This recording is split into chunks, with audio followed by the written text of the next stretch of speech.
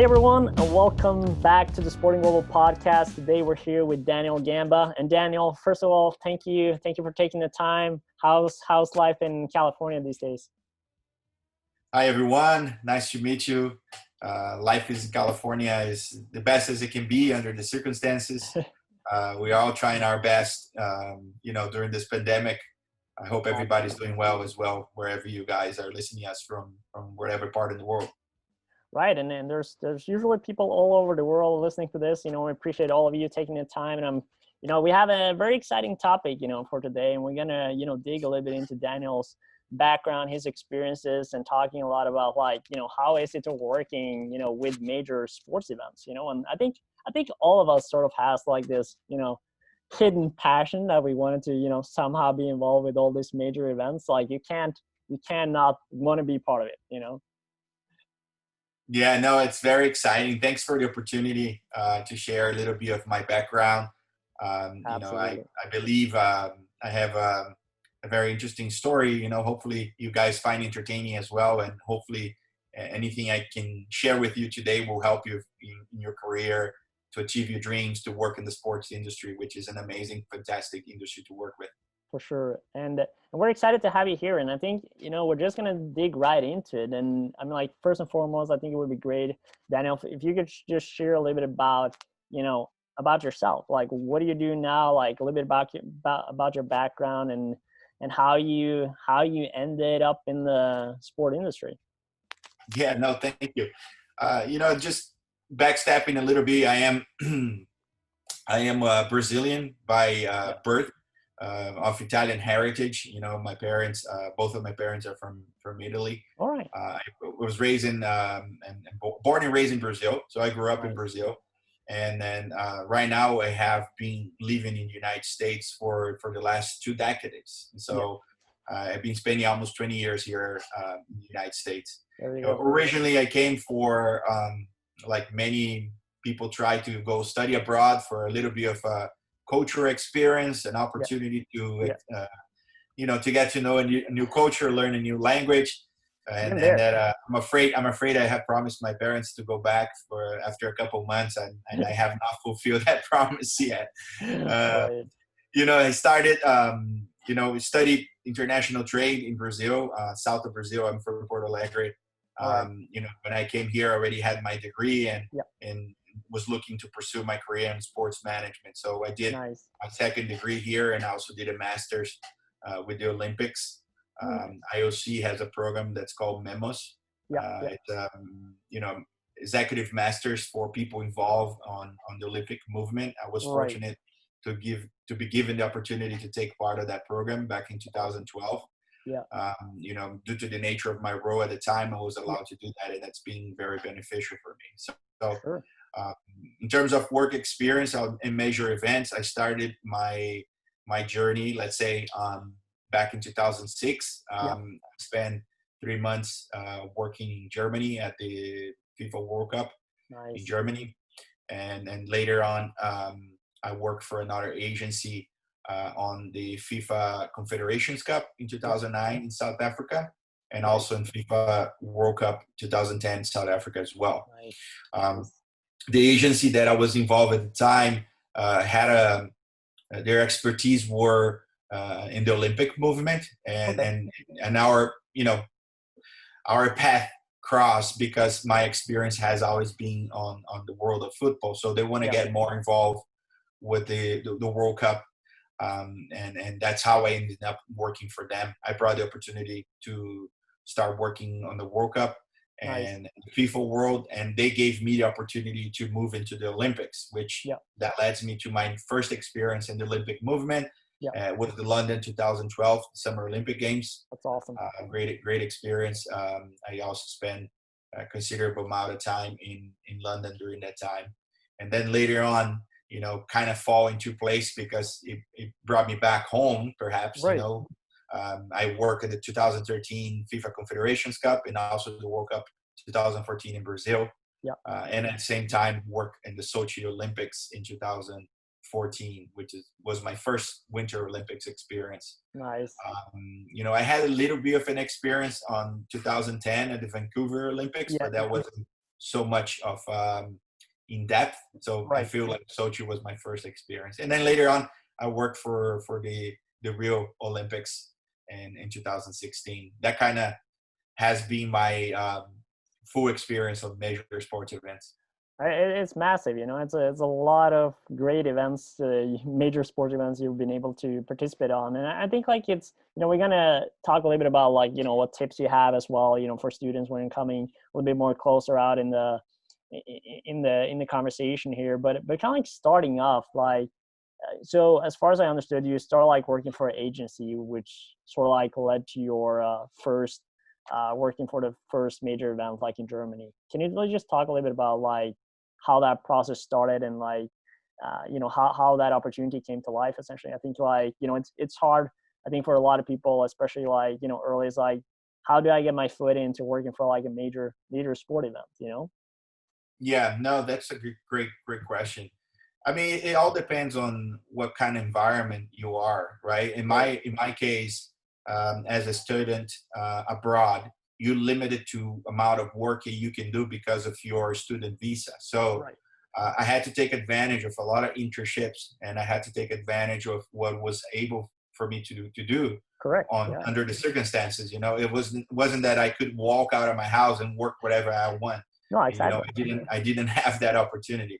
So through my school, you know, I got to know a few people that was working through the hospitality industry. Nice. And then one of this person invited me to help them with the logistics of the certain amount of fans that were traveling. Basically, they were a travel agency, an official agency. All right. And they were traveling with a massive amount of people to Germany in 2006. And this people were following their different national teams, you know.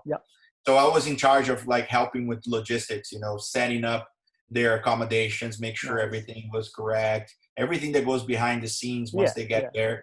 You know, they're settled to go in the hotel, and then help them on game day, move it around, take them to the stages and to the games. You know, I think in the World Cup in 2006, we used a lot of train transportation, because that was mainly how we move around in Germany.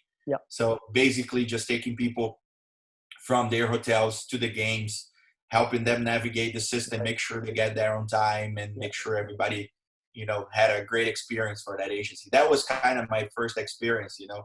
And I'm very fortunate, you know, someone gave me that opportunity. I believe that was my first experience, and I fell in love with this. And ever since, I have been always involved in every single event.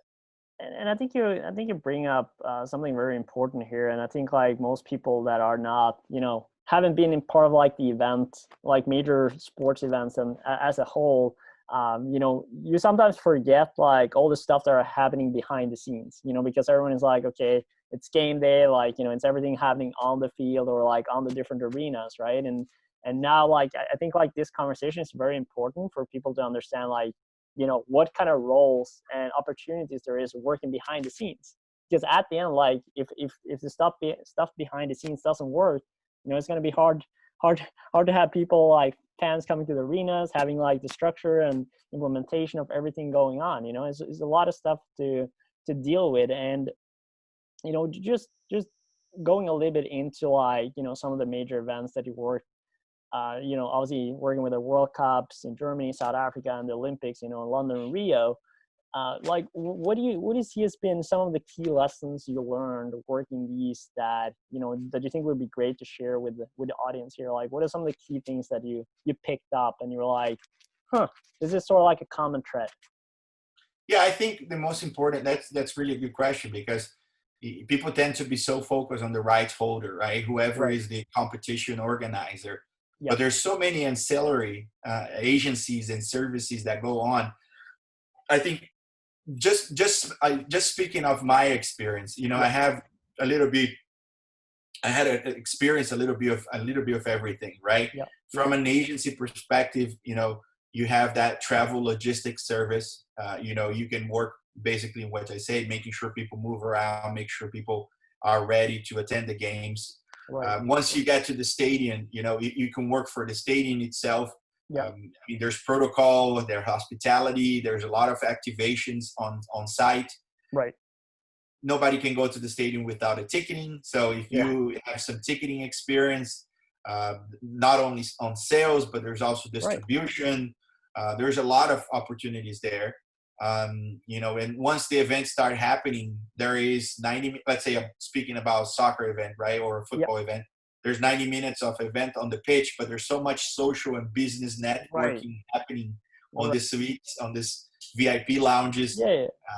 As long as you are involved, as long as you're there, you'll be facing all these opportunities, you know.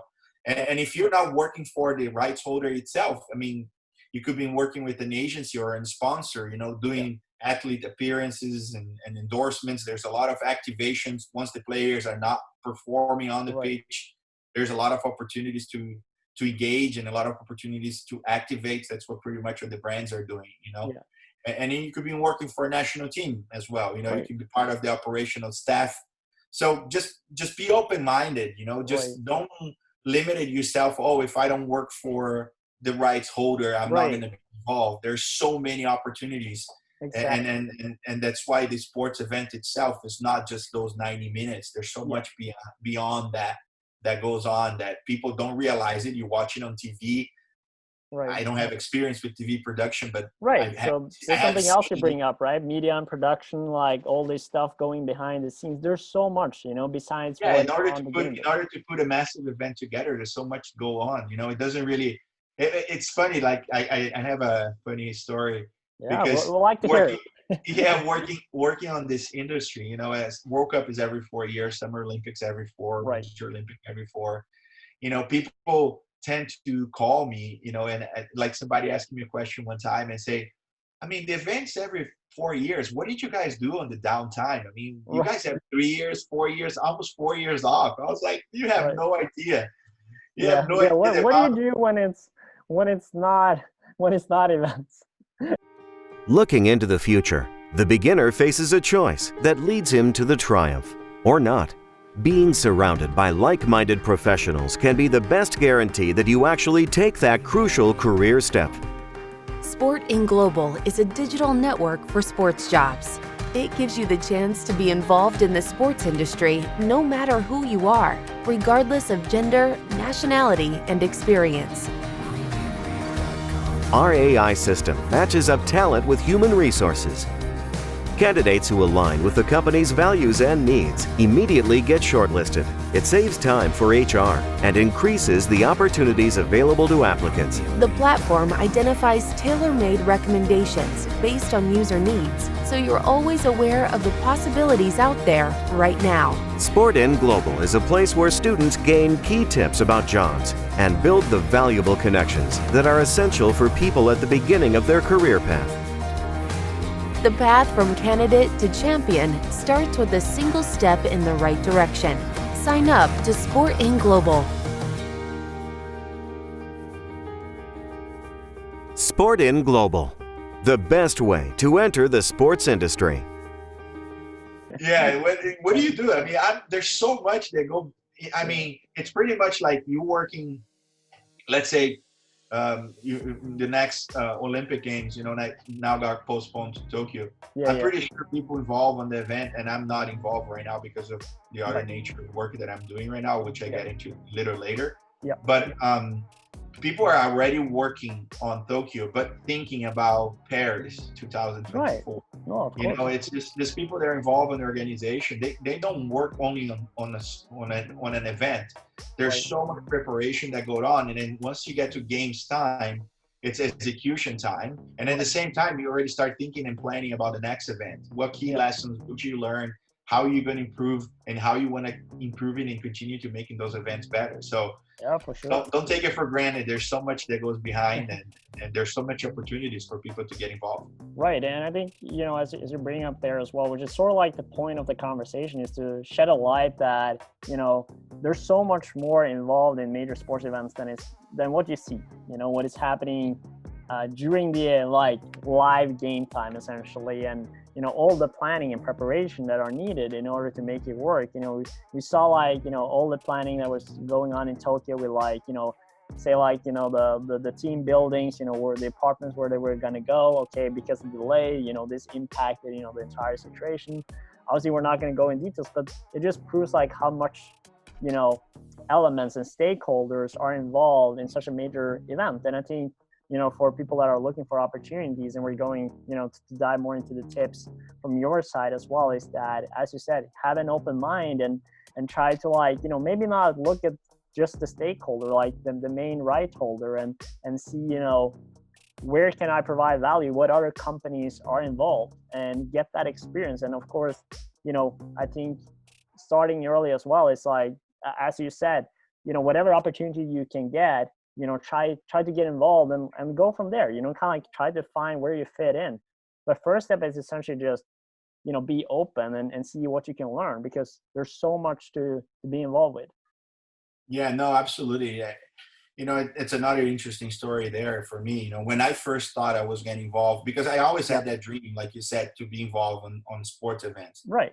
Maybe we all have, you know, a little bit, yeah. like everyone in sports has like that as major sports events, you know. It's funny because initially I was like, I would work for free. You know, I would just work. I just want to be in these events. I would work for free. How can somebody pay me to be in this event? You know, this is amazing. Right. But that was kind of like the thought, you know, obviously when you're young and little. And I always thought I was going to be involved on you know, maybe of my lack of knowledge, or that's what I was interested at the time. I always thought I was going to be on the recovery side of, like, I thought about physiotherapy, the athlete, the rehabilitation. That was kind of like how I want to get involved. Right. And then once I had some experience with that I said, this is not for me. You know, I have to find another niche within the sports industry. There's so many niches and so many avenues. So I had an open mind, and I say, okay, this is the path I want to go. I want to have a plan. This is how I want to get there. But at the same time, you're going to find so many deviations on the way. Right. And just don't hesitate to take the opportunity. You never know what you're going to like. You never know where you're going to excel. Just be open-minded. There's tons of opportunities there for people to explore. And which is why, you know, you should start early, because I mean, like, it's like most people don't know what they want to be part of, and either also like how many opportunities they are. And I think, you know, the whole purpose of this, you know, podcast as well is to shed light on, you know, what you can do and what's going on, and try to give you a little bit of advice of, you know, how you can, you know, because as you said as well, and I think I'm glad you brought up this story of sort of like what was my plan, you know, what I was thinking to work with, like, you know, more of the, say, like, you know, physical, like, fitness element of it, and being part of that. And then you realize, actually, that's not my cup of tea, and that's fine too. And I think people need to, like, unless you try, you don't know, right? And you might like, oh yeah, I want to do, like, marketing is a very, like, typical thing, like it's marketing or game day, especially in the US. And I say, like, well, that's fine, but you're competing against probably 95% of the other people, because they're still also think that is the most glamorous and nice part of it. But there's so much more that, you know, sales, production, you know, logistics, hospitality, you know, there's so much more that you can be involved in. And I thought it was nice, and we haven't talked about this too, but it was funny when I was looking sort of like at your background, and I was like, oh, you were part of Copa America 2016, which I was also part of too. And I was like, okay, this is great. Who knew? Maybe we were like walking across in the hallway, or who knows, right? And it just showcases how connected the sport industry is, and, you know, all the important parts. But I let you kind of like dive into what was your role, you know, with Copa America in 2016, obviously, you know, being in the US as well, and how was kind of like your experience of it? Yeah, no, thank you. I think it's funny that's a really, really big coincidence. I guess the Copa America role, as well as a lot of other roles that I have taken, you know, we always, when you work in as an agency, you sort of provide white label servicing, right? Yeah. You are part of an agency, but you are the face of a team that hires you to do something, you know? So for the Copa America specifically opportunity, I was working with 2 national teams on the procurement of a site for them to train, and they kind of use as a base camp. You know, when you are part of this tournament, sometimes people don't know. So if I sound repetitive and you already know this, great for you. But most of the people don't know that the teams select a camp where they base themselves, and that's where they train on a daily basis. And then once they go to a game, T-2, where it's like 2 days before the game. They fly to a location where they play the game. They settle there, train there maybe 1 or 2 times, play the game, and fly back to their base camp. Right. So I was helping teams to do that prior to the tournament. Unfortunately, I didn't work during the tournament itself. So it was a lot of a role behind the scenes that I did right before the tournament. And I did the same thing in the World Cup in 2014. Nice. I work on the World Cup as well, but before the World Cup, being from Brazil and knowing the cities and knowing the logistics there, I helped also a national team to select the base camp. What was the best base camp for them. And it's a selection process, that cities try to apply to become like an official training camp. And then what they call like a national team training center. And that's what I did, So unfortunately, I don't think we crossed really most likely not. But it's funny. But we're so close, You're in Northern California, I was in Southern California, and I think we're not so far. Probably closer than we think, Yes. But I actually have a fun story there too, though, because before I went to the U.S., I studied in Norway. Obviously, I'm Norwegian, and I did my undergrad in sport management as well. But I had like a year working for the Norwegian Football Association, and one of my tasks there was to work for the under-19 European Championship in Norway that was in 2014.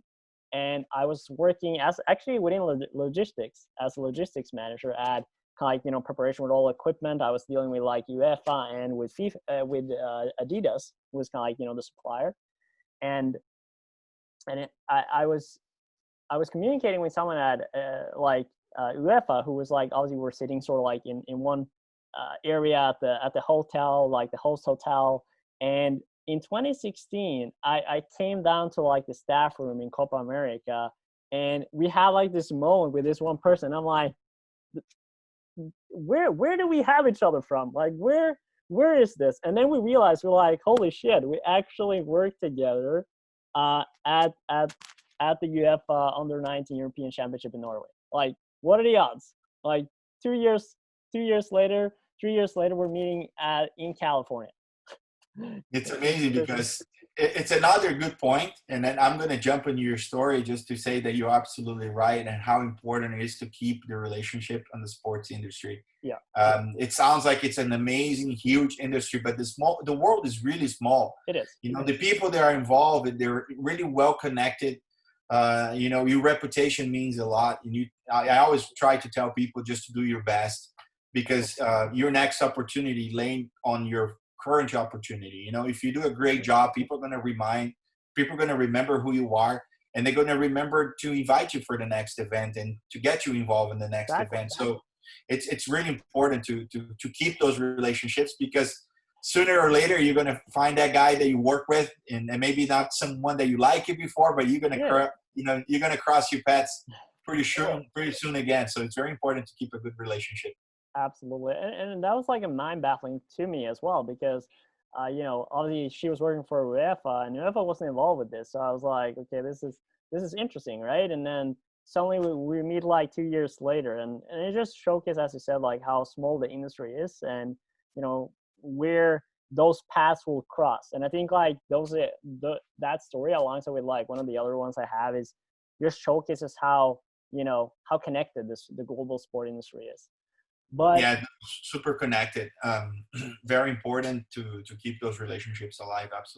Absolutely. And obviously, right now, it's a crazy situation with the pandemic, and from your perspective, like, how do you really see sort of like that the pandemic will change kind of like how major sports events are, and in what way? Obviously, there's no going around that it's having an impact. But like, do you feel like this will change major sports events, like moving forward in some sort of way? Will it be different essentially from how people are experiencing moving forward? And I'm not saying like, okay, the next one, but maybe, the second or the third or whatever, like, will there be new ways of experiencing these major sports events from your side, from your perspective? Yeah, no, I think that's $1 million question, right? Right. Whoever have the answer exactly what's going to be in the world, what is the new norm, what is Yeah. the new world. I don't think we know. I think it's too premature, Yeah. to make that as assurance. Right. All I can tell is definitely changing, right? Yeah. Again, it's important to be open-minded. It's important for you to be prepared. Jumping back on what you said earlier, you never know what path you're gonna go. Right. And then if I could make a recommendation, maybe if you're looking for an opportunity to get involved with the sports industry, I would watch analytics, very closely.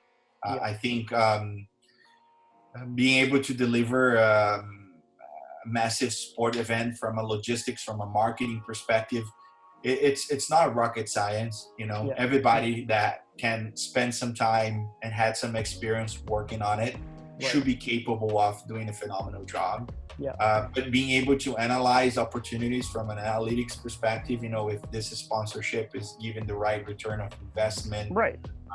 All the technology that's been taking to place in broadcasting and then itself at the events itself from a performance perspective as well. There's so much analytics, so much stuff going on that's something that I would keep an eye on it, from an opportunity.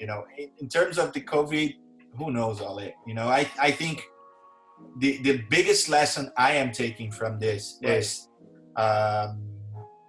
football or sports without the fans, it's not the same. 100%. It's proven to us fans need to be the core, the essence of the sport. Right. I love soccer, I love football, I love sports in general. Obviously football, soccer has been my sport. Reactions, the reactions. Yeah, I've been watching these games when no fans on the stands. It's a different sport. It's not the same. It's not the same. It's like a training match, It feels like it's just a practice match, Yeah, and then they can have the fake music and the sounds, and it's not the same. No. Again, I think it's for us time to think how important the fans are. Yeah. And then the Olympics, as an athlete, when you have fans on the stand, and you heard several people in interviews and say, it's not the same. I don't have the same motivation, as a full stadium yelling and motivating and incentivizing us. It's much your name, right. It's really important, and we can't forget about the fans. I think we need to reassess everything that we're doing, and this is just a proven point that whoever said that fans are the essence of sport, they are absolutely right. Sports without the fans, it's just not sports. How will we know as a sport? No, it's true. I think it's just like that X factor, people talk about, right? And there's no doubt now. And I think the challenge of the industry will face too is that how to get them back, in a sense, because I think, of course, there's a lot of people like that, I think a lot of people missing sport, and they realize also for the ones that maybe are not, say hardcore fans or what it might be, that's just having this strange situation period where there were no sports going on, right? And you were sort of you were literally counting raindrops and stuff like that to kind of have some sort of competitive element. And I think, but at the same time, I people change, right? And there's a creature of habits where people now are going in a stage where technologies, you can watch all the stuff on wherever you want, and obviously that was already a challenge in the industry from a fan perspective, right? And now more than ever, I'm kind of in a sense where innovation on how to get the fans inside the stadium and get that spark back of obviously the industry and the teams and the players realizes how much it needs, and how important they are. But you have to again showcase that to the fans of you guys are so important for us. We need you here. You're part of what everything is happening. And I think that can be a challenge for a lot of teams, leagues, situations to deal with. But again, I don't know. I'm just feeling that might be a challenge that will come up. Yeah. No, I think if I may jump on another topic here from a, sure. let's say from a rights holder and sponsor perspective. Sure. I think what you're saying is absolutely crucial and right. You know, how do you engage people back into the stadium? Yeah. For me, it goes a line of how do you make this the best out of the situation? It's the experience. You know, I don't take me wrong. You know, watching the games from home when the stadium is full and the environment is perfect as we are accustomed to do it, it's beautiful. You know, you have all this technology, that all this information. You know, I seen some stuff with augmented reality. You know, having a second screen and how you can interact on Twitter, social media in general. It's a really great. You know, it's amazing. It has raised the level. But I'm going to tell you something. From attending 3 World Cup finals, I watched Usain Bolt win the 100 meters final, you know, live on the stadium in London 2012. From attending this event, nothing, absolutely nothing substitute the experience. 100%. You know, so I agree. From a rights holder perspective, from a team, a club, whoever, focus on the experience. Yeah. The experience of attending this event live on stadium. I'm not saying that you have to break rules and all respect what the government say, but when the time permits, go back. Please go back. Enjoy the game, because attending, I still get goosebumps. You know, imagine being there during those moments. It's a spectacular. You know, nothing substitutes that. 100%. And I think that's what the sponsors and the teams have to focus on. Yeah. Reminding people that nothing substitutes the experience. Nothing. Absolutely nothing. I agree. And I think, you know, we're on the same page here of like, of course, at the end of the day, like it's a different experience. And I want like the stakeholders here and teams and organizations to, you know, be able to showcase that. And they have to showcase that in order to like, you know, get that spark back into the people, you know, because again, now it's been so long, you know, like, of course, like everyone has like these special moments that they will bring up. And I think you need to play on that, like sports is emotions, right? And this is what you have to showcase on going back to like, you know, remember those stories, bring out those emotions. So whenever you're back in the stadium, things open up, you will experience those again. And I think that's a huge factor for kind of like, you know, taking it to the next step. And of course, using innovation, you know, technology in a way of, you know, adapting to the new situation. I saw, you know, people are doing like some screening and stuff here, like temperature checks and everything for getting people inside, you know, kind of like 30 seconds or like, I think it's like 5 seconds check, and like they scan your forehead with like a monitor, and they're like testing that now to kind of, you know, okay, your temperature is good, you know, like stuff like that. Right. And I think, you know, this will help, you know, in a way of like getting people in the door, but it's also about like how you're being efficient around it, like how you're making it, you know, the user experience is being great, and the stadium experience. But we've been talking a lot now with a lot of different, you know, elements and topics of like getting fans back in. But if we start to wrap up now, with a little bit on, you know, tips, you know, that we want to like provide. And we've been giving like some great tips already during the talk, but like for students that wanted to be part of like, I don't know, of course, like major events, maybe one day, but how and where do you start? You know, like where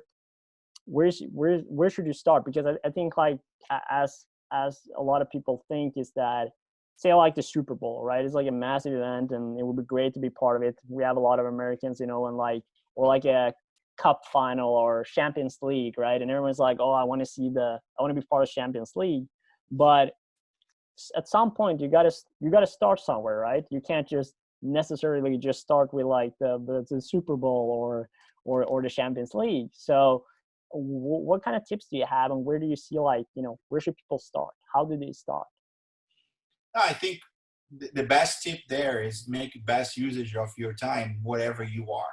You know, I'm fortunate enough to live in a big city like Los Angeles, you know, so there is more opportunities. There's massive major sports teams here that I can get involved, and there's major events happening. You know, we're going to have the World Cup eventually here in 2026. Yeah. We're going to have the 2028 Summer Olympics. Right. So if you're fortunate to live in a big city and you have those opportunities, great for you, great for you. But if you don't, if you live in a small city, if you live in a remote, find the top level of whatever is happening in your community, try to get involved. And I recommend people just to do as many internships as much as possible, get to know as many people as you can, look for opportunity, put yourself out there. People don't know you, how they're going to get to you. Don't wait for somebody to knock at your door and give you an opportunity. Go look for the opportunity. Absolutely. Everybody starts from a blank sheet. You don't have experience. What do you bring? You bring 100%. Your personality, you bring your knowledge, you bring an open mind, willing to learn, try to do your best, 100%. Keep remembering where you started, who gave you the opportunities, and it's just a cycle. One day you're looking for opportunity, the other day you're going to be the one giving the opportunity to somebody else. So make sure that you take those opportunities and remember who gave you the opportunity as well. I think, Daniel, there's no other perfect way to wrap it up. I think your advice there right on the head. It's about grabbing the opportunity and putting down the effort, showcasing value, as you said, and it's been an amazing talk. I think we could I think we could gone on for several hours. It's been fun. There's still a lot. We barely scratched a lot of your background and everything, but I think we'll have to save some for maybe the future in a few months or down the road. We can touch back and see what's the situation. And I mean, we're already raising some interesting questions, right, about the events, fan attendance, and how things are going. So say in a 6 to 12 months we will touch back again and see where's the situation at. So with that, Daniel, I would just like to thank you once again for taking the time. It's been a pleasure having you part of our podcast, and excited. I wish you all the best for moving forward, and we will talk soon. And for all of those that are at home, I hope you guys been enjoying this conversation, and make sure to sign up at Sporting Global. Check out what opportunities there are. Utilize those networks for building the connections, getting your foot in the door, and learn. Utilize that. And I don't know, Daniel, if you have any final remarks. No, I think this has been great. I am the one that thankful for the opportunity to share my experience. I hope it will be beneficial for somebody. I'm very grateful for the people that had given me the opportunity in the industry. I'm constantly on social media, on LinkedIn. You can always look for me. I'm always willing to help. I hope the insights that I give, it's based on my experience. Do what works for, I did what works for me. You got to do what works for you. So keep yourself well connected, keep yourself open-minded always, and take advantage of these new opportunities. There's always something new happening. There's always a positive side of things. Don't feel depressive or don't feel negative if the opportunity is not right there for you. There's always going to be, as soon as the door closes, there's always another one opening. So keep yourself positive, keep yourself open-minded. The right opportunity will come for you, and I hope you enjoy this. And we look forward to talk to you next time, Ole. Thanks again for the opportunity. Absolutely, Daniel. And with every video we do, we always finish with "Vi snakkes," which means see you later in Norwegian. See you later.